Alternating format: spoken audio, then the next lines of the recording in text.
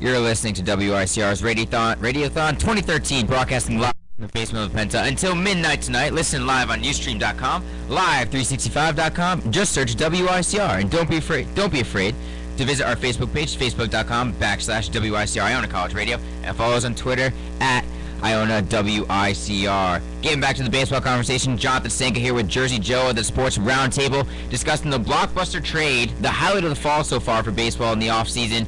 Ian Kinsler from the Texas Rangers traded straight up to the Detroit Tigers for first baseman, big hefty vegetarian Prince Fielder. What are your reactions? You know, on my show the last week, the Sports Vault, every Friday at 12:30 to 1:30. Nice shameless plug there. Well done. You know, I got to throw it in. We were talking about this, and I said I would not be surprised at all if the Tigers move Fielder. I think the last two seasons he's really struggled in the playoffs. Really, I think it was a big concern, and I think it's a good move for the Tigers because I think you can build that lineup around Cabrera. You got enough good bats in that lineup without Fielder, and I think that's money now they can put into Max Scherzer, and I'd rather be able to bolster my bullpen right now than keep Fielder, who, I don't know, I've just never been too big of a Fielder guy. I mean, my initial reaction was, wow, you're getting rid of Prince Fielder. That was my initial reaction, just my gut. And then you look at it, Ian Kinsler's a very, very solid player. He is. Very, very solid player. It's hard to find good second basemen. Exactly. Right Good hitting second baseman, especially. He's a good hitter, yeah. Yeah, he's a very good hitter. And Prince Fielder, the way I see it is I think this postseason struggles cemented his exit for Detroit. I agree. I think he only had 2 extra base hits in the postseason, I think, or in the ALCS at least. And he had 279 last year, 25 home runs, 106 RBIs. That's a good year by any means. Yeah. And he was great protection for Cabrera. Now that's my only question is who's going to be behind Cabrera in that lineup so you don't intentionally walk him 3 times a game. That's going to be the big key there. I mean, I think in the regular season, of course, he was great, put up good numbers, but when it comes to a team like the Tigers, I think they're just trying to get by until they get to the playoffs at this point. And you're paying him all this money. I mean, he's got to deliver in the postseason. I think that's been one of my big knocks on Fielder. He just hasn't showed up in the postseason during his career. And I like the direction that Detroit's got. Iglesias is a good player. He's going to turn into a good young player. They still have Martinez. I think that they'll be able to work that lineup around somehow. I mean, Cabrera is a phenomenal player, but I like Kinsler a lot. I think it'll do very well for them. Overall, I think it was a good trade, though. Yeah, Prince Fielder is coming off the worst year of his career. Yeah. The one thing you could say, though, is that for a big man, he's very, very reliable. He's played in 157 games his first 8 seasons in the MLB. The Texas Rangers will like that. Also, Texas Rangers ballpark in right field, that's a wind tunnel. Yeah. A fly ball flies out of there, and you got to think Prince Fielder's going to take advantage. Power hitters live in that ballpark. I mean, Mike Napoli, one of your guys on the Red Sox, you saw he was a great home run hitter there, and I think Fielder's going to do well, too. It's interesting, too, because a guy who, when you look at Fielder, it doesn't really look like he takes maintaining his body into too big a priority. He doesn't get hurt, and that's a little bit of a surprise to me. So as long as he stays healthy for that lineup, I think Texas still got some good pieces. Here's one thing I'm going to ask you. What are your thoughts on Ron Washington? I was a little surprised he was still retained this season. I thought he might be on his way out the door. But do you think he's going to... I don't know. I think this season he's got to do well. I think this year he's got to win the AL West. Oakland is a team that I think will be always good in the regular season, but come postseason, I don't think they have enough to beat any other team. Yeah. Frankly, in the AL West this year, you played 2 bad teams all year round: the Angels and the Mariners. And you got to think the Angels will somewhat rebound next year. You hope, because I mean, too much talent on that team. Yeah, they have to.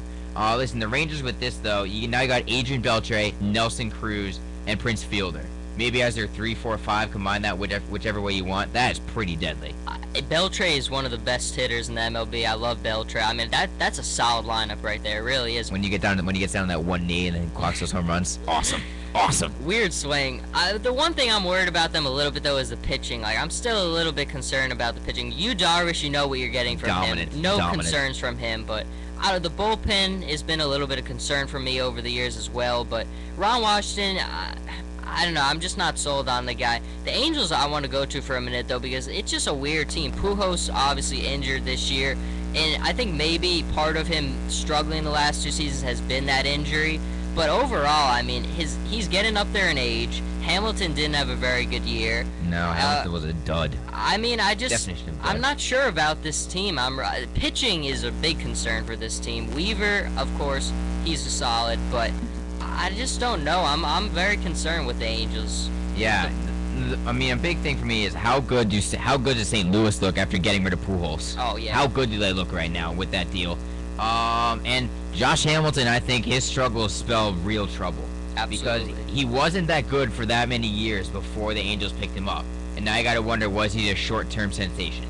And are the Angels now trapped? Because their payroll situation right now is horrendous. Absolutely. And they have Mike Trout, arguably the best young talent in baseball right now. I think everyone would agree he's definitely up Absolutely. there 1-2. No question. And now how are they going to keep him? Because he's making under $1 million a year for that much talent. And you know he's going to ask for the big bucks when his contract comes up. He's worthy of it too, and it's one thing. I mean, I try to comfort all the Yankee fans every once in a while, and I think that's why the big problem with Robinson Cano is you can't give a 31-year-old guy like him this. He wants upwards of 310.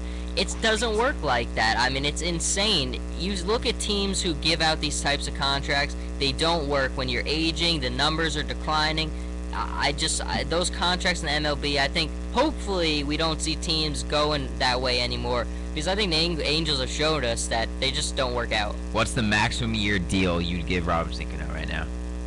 How many years would you give him max? I think 5 to 7 is very fair. 7? 7's a stretch. Ooh, 7's a way out stretch. 7 is a stretch, but that's where I'm capping it.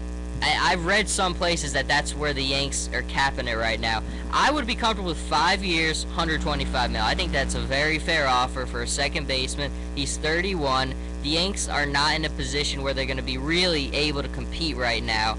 I mean, I think that's a fair deal. I would rather them take I wouldn't be okay if he's not back. I think they need to sink their money into their developing their farm talent, because they have no talent in their minor leagues right now. I think they got to reinvest in the youth and try to rebuild, honestly. I mean, Jay-Z, his agent, was selling him as the Michael MJ Jordan. of baseball. Yeah, that was just ridiculous. I don't know where that came from. Jay-Z owned the Nets for a while. Maybe he picked up something there. I don't know. But, I mean, listen, Robinson Cano, by far, without a doubt, is the most talented player on this free agent market. But I would not give him more than 5 years. 5 years is my cap. Because you've seen any long-term deal, if you're locked into money for too long, it's going to nip you in the butt somehow in the long term. And, listen, what's the point of having a really, really good player if your team's not going to be that good? That's the point, yeah. I agree completely. Because, let's be honest, I mean, you're a Red Sox fan, so you're going to be happy with it. But the Yankees are not in a position where they're going to be able to compete right now. I mean, we've seen CC, his numbers, his stuff looks like it's declining a little bit. There's still going to be a lot of questions with the pitching next year for the Yanks. Still don't know what you're going to have, who's going to take over as the closer. Apparently, they're going to make a lot of moves. Maybe Tanaka will be on their radar. I'm sure we'll get to that in a little while. But I just don't know. I mean, I think Cano he is a good player, but a second baseman can only have such a big impact on the game. And he's asking for a lot of money for a team that's not going to be able to compete right now. It's a tough situation. Also, it sounds like you guys are not going after Curtis Granderson, who's the home run hitter for you guys. He only batted .230, and I have never been a fan of Granderson, regardless of what team, because I don't think in any other ballpark he hits 20 home runs. That's fair. I think that this season, I mean, just so unlucky. I'm getting re-injured and stuff like that. I like Curtis because he's shown he can play in New York. He's a sharp player. He's a great fielder. I mean, yes, he's got to cut down on the strikeouts, number one. I mean, strikeouts are a big problem with him, but he has power. I like Curtis Granderson. I think that he's not going to cause you problems. He's going to be an everyday player. I don't know. I think he's a pretty solid player. Frankly, I think Brett Gardner. I would take Brett Gardner over Curtis Granderson really any second of the day. If I'm a baseball fan just trying to start a team, I'd take Brett Gardner.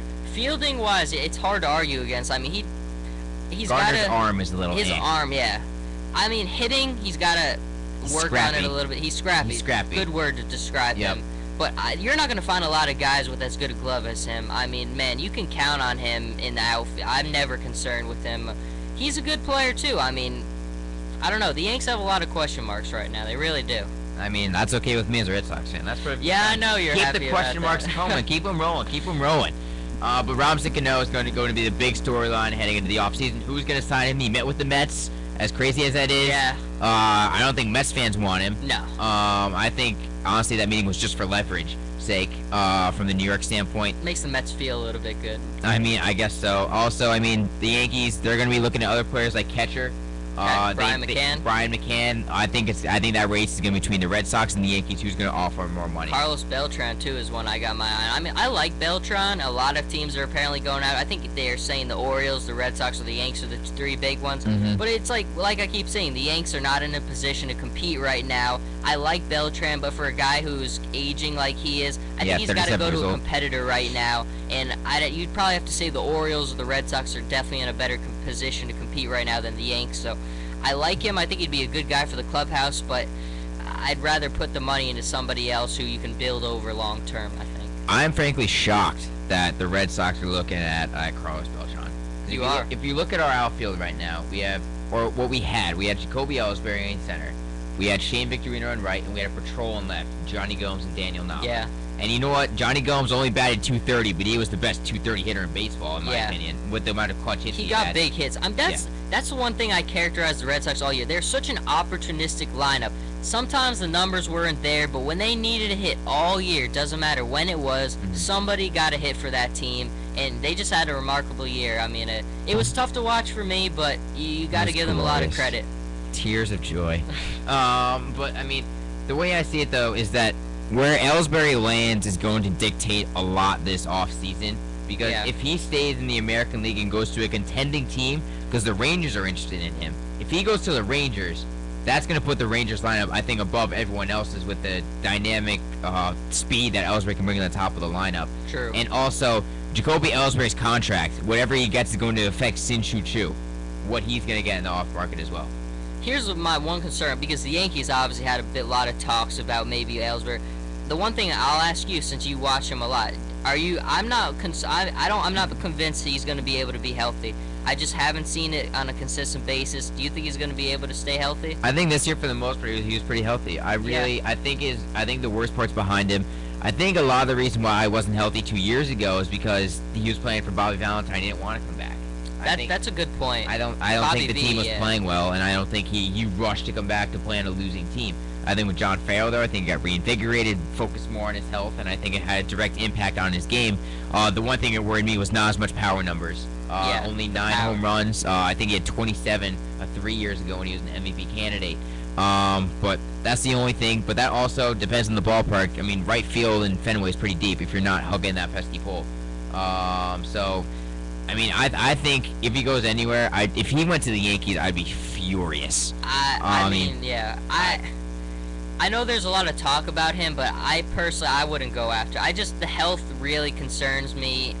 Can you imagine, though, Brett Gardner, Jacoby Ellsbury in the same lineup? Ellsbury batting 1, Gardner batting 9? That wouldn't be bad, no. Imagine the stolen bases. That'd be ridiculous. Yeah, you got a lot of steals there. And that's one thing. The Yankees definitely need better speed on the bases right now. Ichiro is not what he used to be. No. Not at all. But, I mean, it's going to be interesting. Other big free agents out there. We mentioned Shin-Soo Choo. We mentioned Carlos Beltran. Nelson Cruz is on the free agent market. Where is he going to go? 33-year-old with big power numbers, can hit the ball well. I'd be surprised if he doesn't end back with the Rangers. Yeah, I think he's going to be back there, too. I just think he's been so comfortable in that lineup. They know what he can do in that lineup, too. Even though the suspension thing, a little bit to worry about, I wouldn't be surprised to see him back in Texas. And then you have Mike Napoli. The Red Sox are supposedly pursuing him hotly. They want him back. They want him back in their lineup, despite leading the team in strikeouts last year. Then you got Jared Saltalamacchia, the catcher for the Red Sox, had a career year, but Red Sox don't seem super aggressive in pursuing him as their catching prospect. Where do you think someone like him lands up?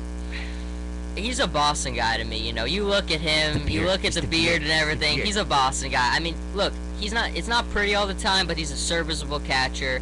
I think he fits in well with that system. Napoli and him, I think, go well hand in hand. I think he's going to end up back there.